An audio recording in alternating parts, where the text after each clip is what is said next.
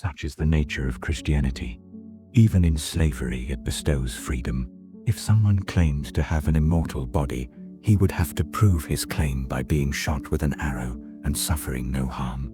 Likewise, a man shows he is truly free when his spirit remains unfettered, even though he is subject to masters. That is why St. Paul advises such a person to remain a slave.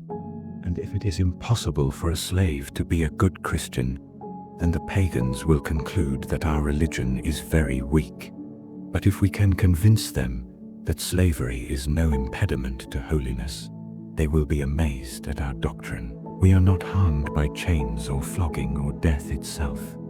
How then can slavery hurt us? The faithful have endured fire, sword, innumerable tortures, anguish, poverty, wild beasts, and countless sufferings, even worse than these without injury. Yes, they have even been strengthened by them. How can slavery hurt them? It is not slavery that injures us, beloved.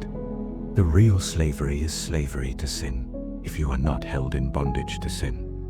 Rejoice and have no fear. No one can harm you, since you are made of such stuff that no one can enslave. But if you are a slave of sin, I tell you that even if you are free 10,000 times over, it is of no advantage to you. Can you tell me what advantage a man has who, although not in bondage to another man, is in constant subjection to his own passions? At least men are merciful from time to time, but the passions, they won't be satisfied until they have destroyed you. Are you another man's slave? Well, your master is also enslaved to you. He has to provide you with food, take care of your health, and provide you with clothing, shoes, and every other need. You have to take care not to offend your master, but his cares for your material welfare are greater.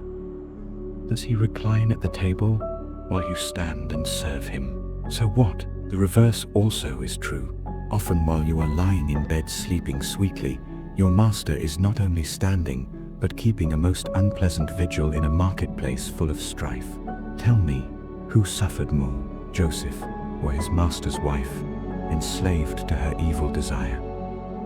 He wouldn't do what she wanted to, but she was very obedient to the licentious mistress within her, who would not let her alone until she had completely dishonored herself. What human master, what savage tyrant could make such a command? Beg your slave, it hissed. Flatter this captive, bought with your own silver. Even if he spurns you, continue to pursue him. If you nag him, and he still won't consent, wait until he is alone and try to force him. Act as ridiculously as possible. How could anything be more dishonorable or shameful? And if none of this works, accuse him falsely and deceive your husband. Notice how shamefully servile these commands are. How cruel, harsh, and frenzied.